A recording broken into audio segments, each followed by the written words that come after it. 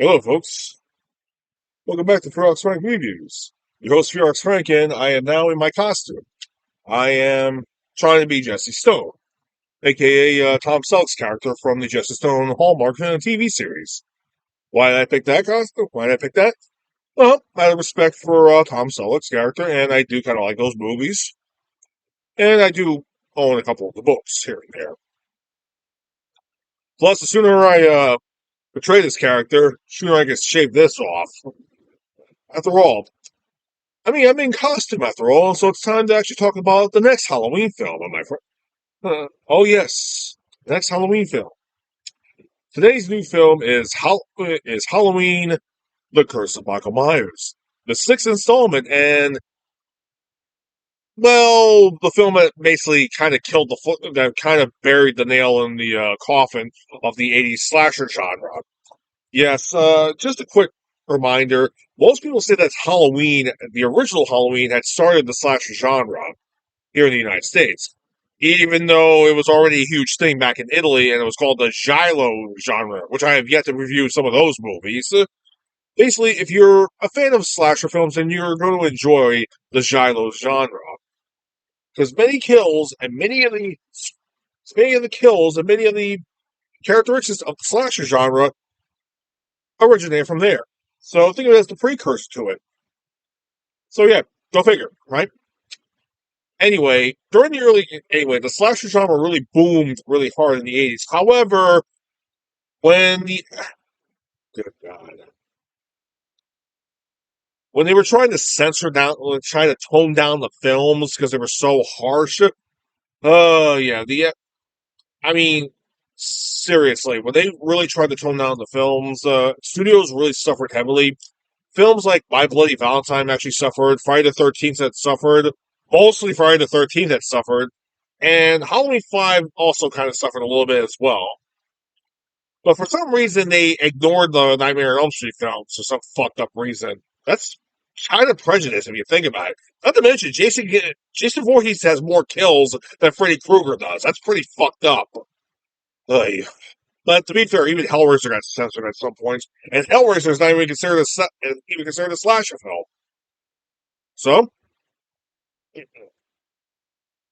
that being said, let's talk about Halloween 6. This movie came out in 1995, and okay, I gotta address the elephant in the room. It's by far not the best film in the franchise. And of course, I also gotta talk about the other elephant in the room. The, the fact being that I had already reviewed this movie, just the original version. Namely, the 666 cut. Yes, this cut is the original version of the film before it had to go back in for reshoots. Because the original test audience did not actually like this version for some reason. So they opted to add in more scenes, and they had to do several reshoots. The only problem is they couldn't get Donald Pleasant to come back to do the reprise his role because he had already died when this version was finished. So when this version was finished, he died a few months. He died shortly afterwards. So post production had a problem. So they had to rework some things around for some messed up reason. And the end result, they got this version. And by the way, you want to know what the test audience was? Guess. I found this out because next to one of my buddies. And he actually suggested they were just fucking stupid to actually have this as a test audience. The test audience were 14 and 15-year-old kids. Yeah, that was the target audience. You fucking idiots. God, fuck that demographic. Next time, release this version, you morons. Unbelievable. Though, to be fair, this film finally did get released, and I am holding the official release version. And you know what? I do kind of like this version a little bit more. But when I was in high school, I did also like this version too. But then again, I was some high school kid, you know, just high on sugar all the time, just seeing what was cool at the time too, just being part of the crowd. What can I say? I was a fucking gamer back then. Still am to this day. Look, that being said, let's talk about this version real quick. Now, there are tons of differences in this version. For one thing, it has a much higher body count. Yeah, I think that was one of the biggest problems that the original version had. It has a much higher body count, and the opening intro after Jamie gives birth to her baby, her son, which we find out his name is Stephen, by the way, thanks to Paul Rudd. Yeah, seriously, I mean, kind of weird. Also knowing that, I mean, seriously, Paul Stephen Rudd. I can't believe he actually put his middle name in here too. Yeah, this was actually his first film, and I know he's actually more successful as the Ant-Man character. But all joking aside, Marvel is going downhill, so I'm not gonna give a shit about that anymore. And I don't want any more comments. Also, if you guys are also, I know there are people in the comments right now saying, "Fearox Frank, you're dressed up as Jesse Stone. He's supposed to wear a PPD hat, as in Paradise Police Department." Well, gee, thanks a lot, guys. One problem: I don't actually have the means or the funds to actually get a hat like that. So, all right, so I stuck with my Rutgers hat. Anyway, after Jamie gives birth, we get a ton of ridiculous shit in it. You know, the post editing thing with all the flashes, like fucking stupid if you ask me. But hey, what can I tell you? It's mid 90s. You know what kind of really bothers me about this DVD collection? Amongst all these films, there's only one good movie in this collection so far. Well, to be fair, I've actually heard that people actually do like the next one after that one too, but still. But the Rob Zombie films suck. Just saying that right now. Will I review them? Maybe in one review. Because why waste it? But look, like I said, in the original film, the intro was actually set. It was actually had Donald Pleasant actually saying his lines, but for some reason, I don't know why the test audience didn't actually like that one because well, they're fucking idiots, and they were a bunch of young teenagers who probably didn't even see the original Halloween yet. So they got Paul Rudd to actually do the lines instead. You know what? I gotta just be honest. They should have just kept Donald Pleasant's original lines in there because this is supposed to be a film dedicated to him. This is his last film performance ever. All right? This is just fucking insulting. All right? So, yeah. The film, so clearly, they fucked up a lot in this version. So, anyway, Jamie escapes and Michael goes after her. He kills an orderly nurse and he kills Zach Browsdower. Okay, calm down. He doesn't really kill Zach Browsdower. It's just the truck. It's just that the tow truck guy or the pickup truck guy who actually owned the truck looks like Zach Browsdower, aka Bruce Mitchell's character from The Final Sacrifice, which is a film I would love to review, but unfortunately, there's not a DVD copy of that film anywhere. Seriously, I need a DVD copy or a burner copy of The Final Sacrifice. That film definitely deserves my. I'd love to review that film. Seriously. Plus, there's a ton of MST3K jokes I can use in that review. Okay, so anyway, so basically, just like the other film, Jamie actually makes her way to the bus stop. She tries to call the police. No luck. She calls the radio station, where Dr. Loomis actually hears from Dr. Wynn. Yes, Dr. Wynn from the first movie is back into this film, but he's played by a different actor, obviously. So not much has changed on the plot. Wynn wants Loomis to take over Smith's Groves because he's retiring. But here's the thing. Loomis is already at death's door at this point. He's already really old. Donald Pleasance is actually really old at this point, so it's probably not a good idea to actually have him, continue go on. Plus, this film does actually retcon the fact that Dr. Loomis was originally supposed to die in Halloween 5, and if it wasn't for this film, we would have never figured out he was still alive. Terrific.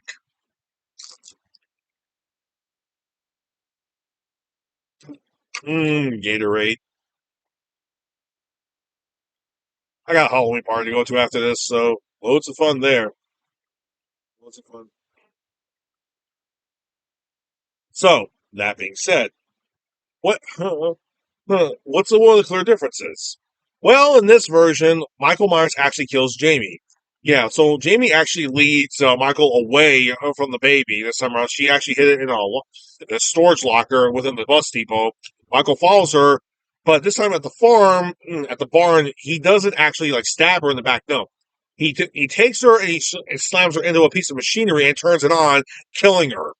So yeah, Jamie gets killed off really early in this version, which is really messed up. And considering the fact of how Jamie was handled during the series, what the fuck were the producers thinking? I mean, the first film you really feel sorry for her. The first film, which is the fourth film, you feel sorry for her. The fifth film was like, what the fuck is going on here? All right, and we also finally got a chance. Also, if it wasn't for this version, we wouldn't actually find out what actually happened to her. And what happens to her in that version is beyond the point of fucked up. It's like, dudes, really? The fuck were you thinking on this version? However, in the original version of the film, Jamie's baby, the father of Jamie's baby, is Michael Myers, her uncle, which is really fucked up. But in this version, he's not. Yeah. Also, she had to be 14 years old when when she was conceived with the baby, and she gave birth when she was 15. You starting to see how fucked up this is? Yeah. Probably should have not gone in that direction. Really, I don't know what the hell they were thinking. Plus, Daniel Harris was actually interested in coming back to reprise a role, but they decided to get somebody else to do it though. However, she does come back. She actually did come back in the Rob Zombie films as the sheriff's daughter this time around, and she actually survives in the first movie and gets killed off in the second film. And I just want to stress, she's in her mid-30s when she did that role. Yeah, she's in her mid-30s when she did the role, and she's supposed to be a high school kid.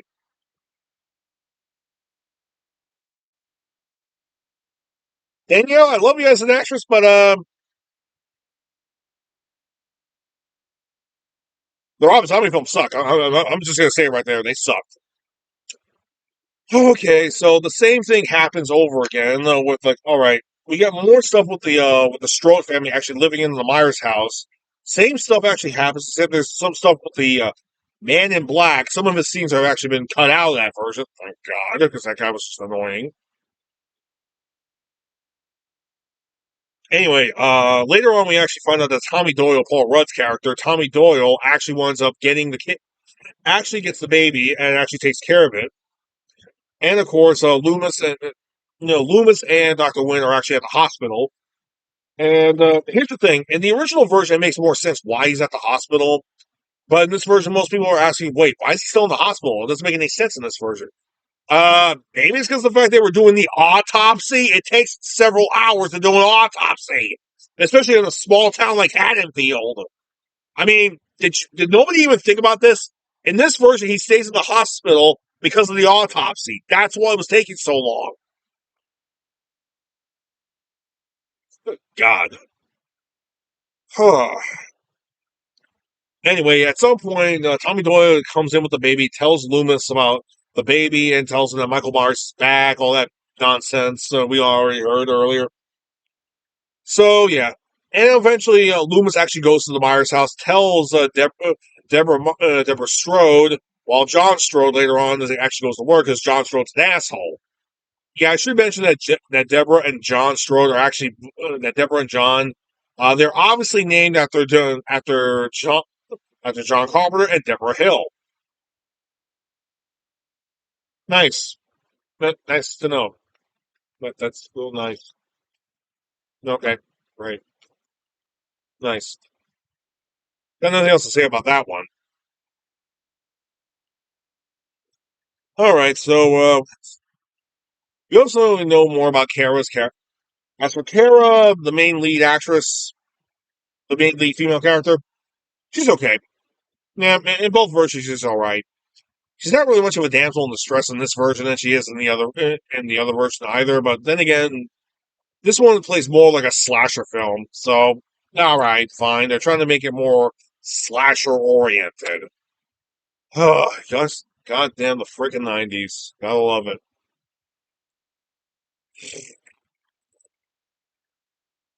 This one was a little bit somewhat hard to sit through in certain areas, but the film does continue on with, like, of course, Michael Myers actually killing off Deborah in the backyard, and later on he hides the body. Actually, we don't know where the hell he hit the body, which is kind of weird. Uh, actually, he does. We do actually find the body in the upstairs, in the second floor at some point later on. Uh, I should also mention that John Strode is actually the brother of Laurie Strode's actual father from the original film. So yeah, that's another connection.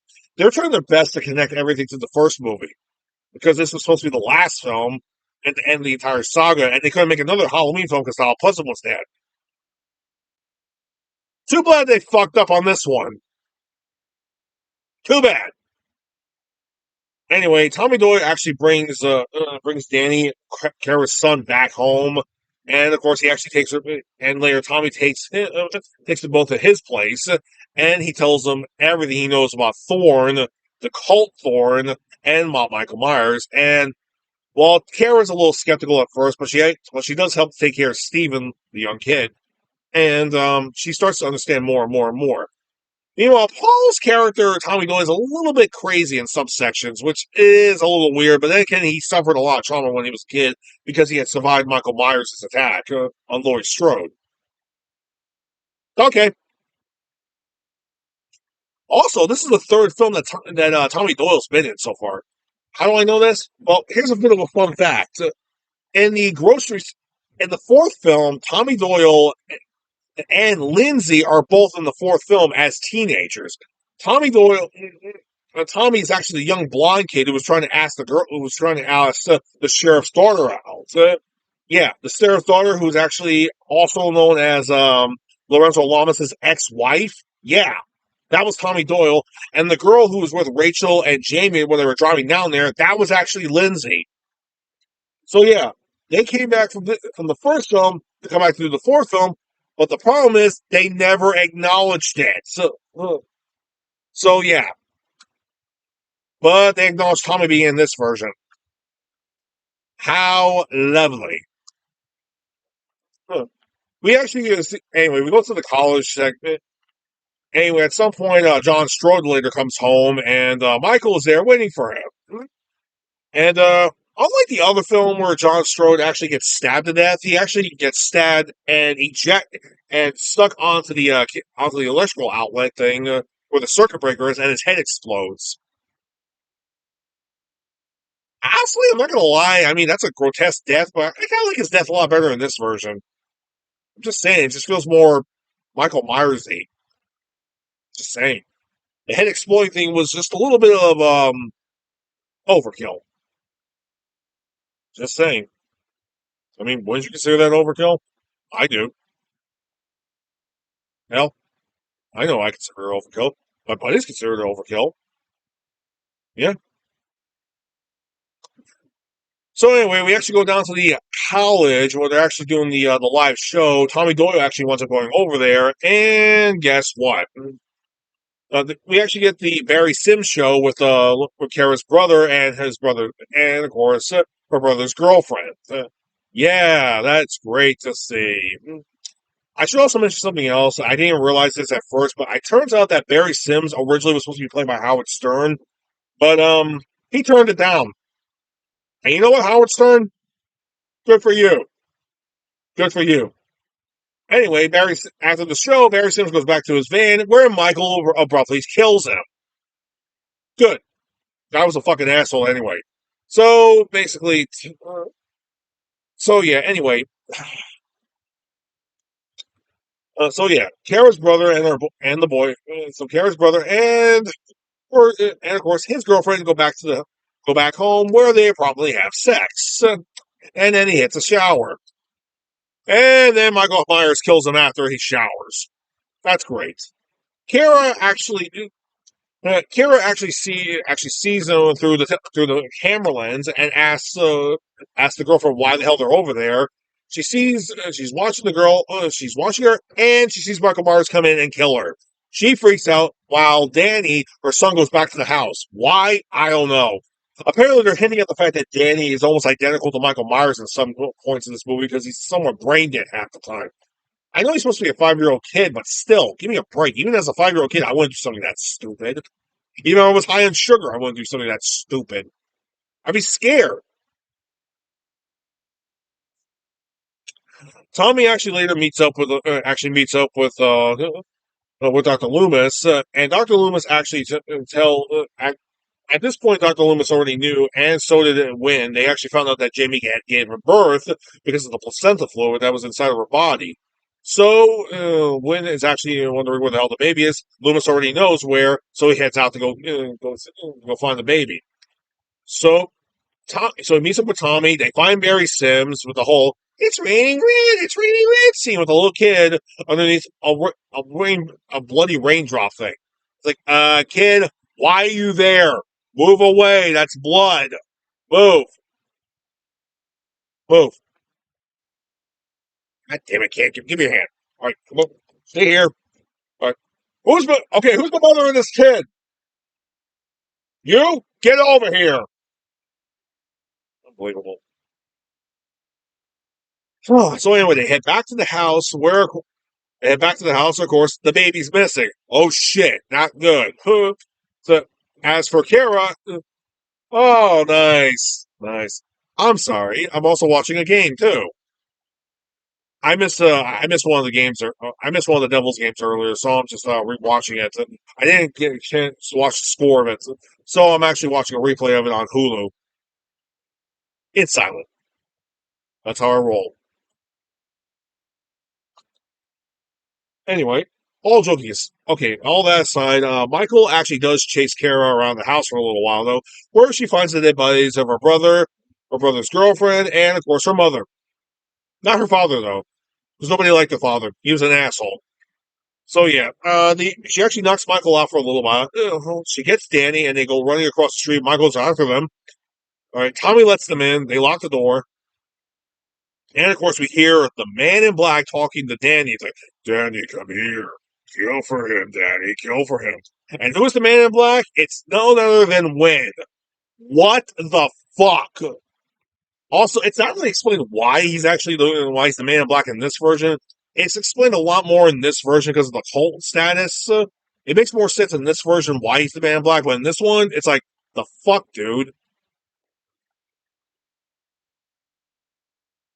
So either way, So anyway, the cult comes by. They take away the baby. They take away Danny. They take away Kara while they drug Loomis and Tommy Doyle. They do come out of it though, and they eventually go back up to Smith's Grove, where the entire ending was heavily changed. Loomis goes to confront Wynn, where he gets knocked out. All right, and it's barely explained why he's doing the things he's doing. While Tommy goes to find Kira, he gets her out, while Michael Myers is actually going around killing some of the inmates, some of the patients. And, yeah, it's ridiculous. All right, he chases them around the hospital a little bit, though, until Tommy and Kira actually come across a cult members about to do surgery, about to do some type of surgery. We don't know what the hell they were actually doing there. Anyway, they go and hide. Michael Myers comes by and grabs a surgical machete, and we get a seizure-induced scene. I have a friend she is heavily she's prone to seizures. She's a lovely girl. She's flat out adorable.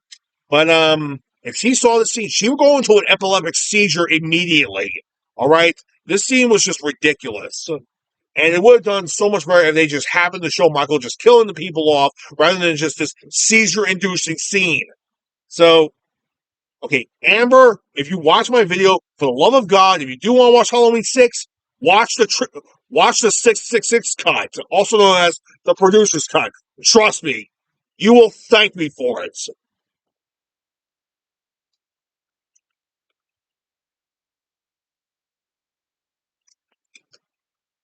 I mean, Christ. It's insane. Fucking insane. But hey, at least Michael kills all the cult members, including Dr. Wynn. But later on, Danny and baby Steven get picked up by Kara and Tommy. They go running away from Michael Myers. The chase scene's a lot different in this version, and also an orderly is following right behind them. And guess who's playing the orderly? It's it's George P. Wilbur, the actor who plays Michael Myers. I'm not kidding. I swear to fucking God, I am not kidding. George P. Wilbur, who plays Michael Myers in 4, and was the stunt coordinator in 5. He also plays Michael Myers in the original version of this film, and in most scenes in this one. But when they had to do the reshoots, they got a different actor to play him. He has officially joined Kane Hodder and getting killed off by his character. What's that? You don't know what the hell I'm talking about?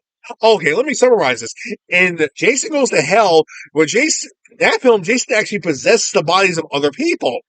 And earlier in the movie, he gets killed off. His body gets destroyed, but he possesses a doctor and there are 2 security guards outside. And one of the security guards is coincidentally played by Kane Hodder. And the very next scene, he gets killed off camera. It's hilarious. And he has one of the best lines in the whole movie. It's like, yeah. So Jason woken up anytime soon? Yeah, we got that fucker good. Yeah, Jason. He was nothing but a big old pussy anyway. And the following scene is we see him dead. Oh, god damn it, Kane Hodder. That was fucking genius. As for George P. Wilbur, he gets his head smashed in on a cell door and then gets tossed in through the cell door. Yeah. Also, I gotta mention too, George P. Wilbur actually died on February 1st earlier this year, so that's pretty damn sad. He's actually a really good Michael Myers, all joking aside. He's actually one of the better actors who plays Michael Myers. Yeah. So as far as the slasher film character, he did an okay job. It's just really sad to know we lost another guy this year. Hell, we lost the guy who played Jason in Part 4, and he's actually one of the best actors to play Jason, aside from Kane Hodder. But I still got to power through this. Anyway, Tommy actually has a plan this time around, and his plan is not using the rune stones from this version. No. In this version, he uses a ton of tranquilizers, yeah. He and Kara actually hit him up with a ton of tranks. And Paul just beats the shit out of him with a pipe. Yeah, and he starts oozing green shit out of his eyes at some point. So I don't know what the hell was up with the whole Michael Myers thing, him oozing green shit out of his eyes. I don't fucking get it. But okay, eventually Dr. Loomis meets up with them, and then they do get away. And the final scene is basically is Tommy telling Dr. Loomis to come with them, and he's like, "No, I can't. I still have some unfinished business here." The camera cuts right to Michael Myers' mask lying there on the ground with the syringe, and all we hear is Dr. Loomis screaming, which, thanks to Dead Meat's kill count, I just found out that Dr. Loomis was killed off screen by Michael Myers. What? And the movie goes right back straight to right back to the Myers house, where we get a close up on a jack-o'-lantern, and we get a rock song to end the movie, to roll the credits on, and that was the movie, ladies and gentlemen. That was Michael Myers. That was Halloween, the curse of Michael Myers. Oh my God! Well, to quote Jesse Stone, I don't like it. Well, really not that much, but hey, considering the fact that they were trying to market it towards a younger demographic, which was their biggest fuck up, they should have just marketed towards the older demographic who grew up watching this shit. So that probably would have made more sense. If you really want to see the Thorn saga fully unfold, you're better off watching this version of the movie. If you want just a stupid slasher film, just to shut your brain off and try to sit back and enjoy somewhat, then watch this version. Don't get me wrong, I do like both of these movies in some aspect, but I do have some nostalgia for this version. But I do appreciate this one a lot more because it makes more sense, even though it's a lot more fucked up. Anyway, that was the final nail in the coffin for the slasher genre. Halloween, it did make its money back, but it was really hit on by critics and filmgoers alike, and just the general audience didn't like it after a while. It's like in the 90s, they were trying their best with the slasher genre, trying to bring it back and try to keep it going, but they were already knocking on death's door at this point. And there were other slasher films that came out during the 90s, early 90s, that actually were kind of good. I mean, hell, did you ever hear the movie Brain Scan from 1994? That was surprisingly a good movie. I mean, hell, I would like to do that film on my show too, if I get my hands on it, though. I mean, it stars Edward Furlong, and it's surprisingly a decent, good movie. It's a shame that it didn't really get much of a it didn't get much of a franchise. There's also the Ghost in the Machine, which is also kind of a slasher film too, but it's basically early '90s horror. And again, it's not that bad. It just came out at the wrong time. It just came out possibly at the worst time ever, the early '90s. So I mean, Jason Goes to Hell did okay at the box, did actually okay, and it did actually set up for Freddy versus Jason. And Freddy's Dead was a self-aware horror comedy. Actually, no, I take it back. It was a comedy trying to be a horror film. You know what? I have got to do the rest of the Nightmare. I only did one Nightmare on Elm Street film so far, and that was the remake, which was terrible. I gotta get around to doing the original films. I do own the original movies though, but still, really kind of hard because I'm not a huge Freddy Krueger fan. But you know what? For Freddy, you get entertained with Freddy Krueger. All joking aside, I mean Hellraiser did okay too, except it had a sequel that came out in 1996, which nobody gave a shit about. I mean, hell, the director was Alan Smitty for God's sake. Also, after For Jason Goes to Hell, they had New Nightmare come out the following year, which was in 1994, I think. I'm not sure because it's been a while since I've seen that movie. However, that movie laid the seeds for a better slasher film that came out and saved the genre. That movie was Wes Craven's Scream. Yeah, Scream came out the 1 year after this film came out, and it was successful. It proved that the slasher genre can maintain a good film, no series. Yes, good original story, and even also was self-aware. It was a good fucking movie. All right. Also, Wes Craven makes a cameo appearance dressed up as Freddy Krueger. It's a very hilarious scene though, and Henry Winkler called it out because it was also hilarious. Not gonna lie, I also kind of forgot Henry Winkler was even in the movie. Also, a lot of people were wondering if okay, I didn't see the current films recently, but I keep hearing that Matthew Werler is thinking about coming back to the franchise. Good luck with that, Matthew. Good luck. I mean, you're a great actor and all, but still, good luck with that. I don't know if he did or not because I haven't seen the current films lately. I actually heard they're good. So yeah. But there is something good that came out of the Scream, though. 2 years later, when Scream 2 came out, guess what else came out? Halloween H2O, which was a mega fan favorite, and also gained a lot of praise for the critics as well. Oh, yeah. You know what? That means next time I get to do this film. And then I gotta do Resurrection and the two Rob Zombie films. You know what? I'll talk about the Rob Zombie films when I do Resurrection next year. That being said and done, excuse me, I'm still playing. I am. I'm Chief. I'm Chief Jesse Stone. I'm off to a Halloween party, and I wish you all a happy Halloween. I will see you guys on my birthday. Actually, there's something else I got to mention too. Like Rex and Joe want to try doing something on the following day after Halloween, which is All Saints Day. So they want to try doing something together. So okay, so the next Ferox episode, I'll guest star in it, but I won't star in it. Yeah. So I will see you guys on my birthday when I do the Godzilla Netflix anime. Wish me luck on that one, folks. Chief Stone, out.